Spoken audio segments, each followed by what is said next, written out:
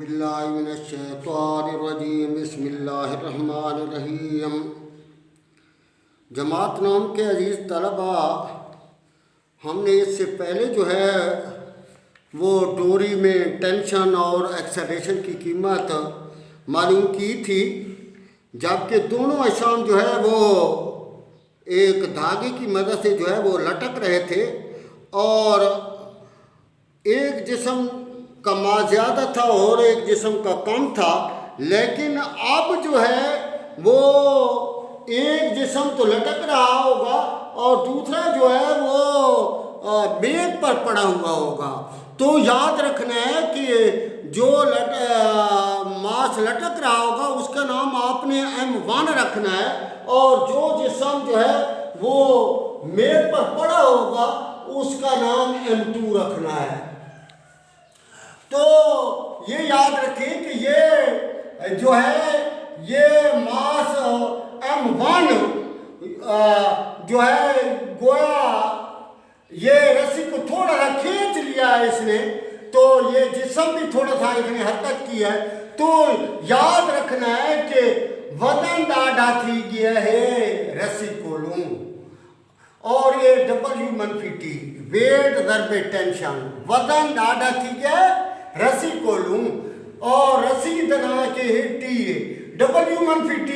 और मैंने इससे पहले वो रस्साकशी की मिसाल दी थी कि रस्साकशी में उधर भी कुव्वत लग रही होती है उधर भी कुव्वत लग रही होती है, लेकिन थोड़ा सा जो जीतने वाली होती है वो खींच लेते हैं जोर से, तो वो सारे की सारी कुव्वत नहीं लग रही होती बल्कि कुव्वत का कुछ सा ज़ायल हो रहा होता है। लेकिन जो कुव्वत उसे खींच लेती है जीतने के लिए वो उसे रिजल्टेंट फोर्स कहते हैं, नेट फोर्स कहते हैं। तो यहाँ भी यही तरीका था कि जितना उसने खींचा है जिस कुव्वत से ये वही F है और ये W बराबर है M1G-T बराबर है ये F बराबर है M है। तो जिस्म पहला था लिहाजा दोनों जगह M1 लिख दिया है। तो ये मसावात नंबर 1 है। इस पर जो है इस पर दो कुव्वतें अमल कर रही थी और एक नीचे की तरफ और एक ऊपर की तरफ। इधर कोई दाएं और बाएं जो है कोई कुव्वत असरअंदाज नहीं हो रही थी, लेकिन यहाँ जो है वो 4 कुव्वतें असरअंदाज हो रही हैं। एक जो है उसका वजन W जो है वो नीचे की तरफ कुव्वत लगा रहा है, जबकि मेज का तख्ता जो है वो ऊपर की तरफ जो है कुव्वत लगा रहा है। ये दोनों कुव्वतें बराबर हैं, लिहाजा ये एक दूसरे के असर को ज़ाहिर कर देती हैं। ये जो वजन है वो अगर एक्शन है तो ये तख्ता जो कुव्वत ऊपर लगा रहा है उसे रिएक्शन कहेंगे। ये दोनों कुव्वतें आपस में बराबर हैं। तो ये तब हरकत करेगा जब कुव्वत लगेगी। कुव्वत किस पर लगेगी? रस्सी पर, और रस्सी का नाम T है, लिहाजा T बराबर है F के और T बराबर है M2A। मसावात नंबर 1 और नंबर 2 को जमा करने से तो ये मैंने पहली मसावात लिख दी M1G-T बराबर है M1 और दूसरी T बराबर है M2A। T के साथ T काट दिया, M1G बराबर है M1 जमा M2A।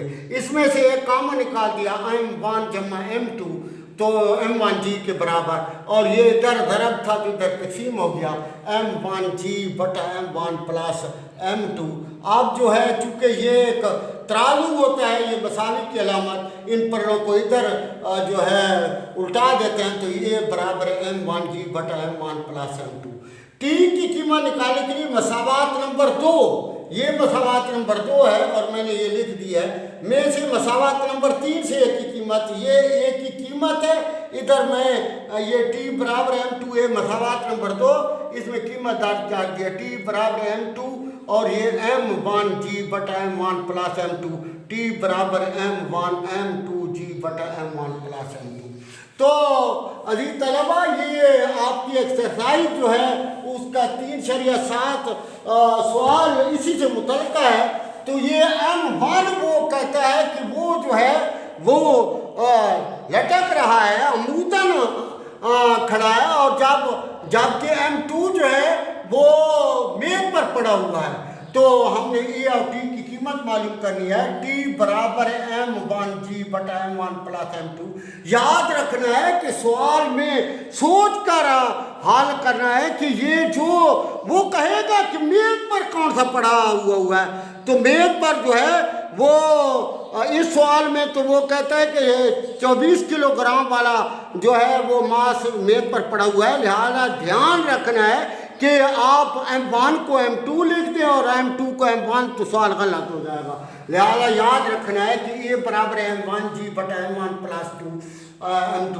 ए 24 × 10 जी की कीमत 10, 24 जमा 26, ए बराबर है 240 बटा 50, सिफर काट दी, और ए बराबर है 5 के 20 और 5 8 40। तो ये है ए की कीमत और इसका यूनिट मीटर पर सेकेंड स्क्वायर होता है। टी बराबर M1 M2 जी बटा M1 प्लस M2, ये जो मसावात थी। और ये 24 × 26 × 10 बटा 24 जमा 26, 24 × 26 × 10 को उसी तरह रहने दिया है। तो ये 16 नहीं है, ये 10 है। तो ये इसको ये इसकी सिफर जो है वो काट लेते हैं इसके साथ, और फिर ये 24 और 26 को ज़रब दी तो 624 बटा 5, और ये टी बराबर है 124.8। ये चूँकि टेंशन भी एक फोर्स होती है इसलिए इसका यूनिट भी न्यूटन है। तो आपकी किताब में उसने एक तकरीबी कीमत 125 तारीख काट दी है।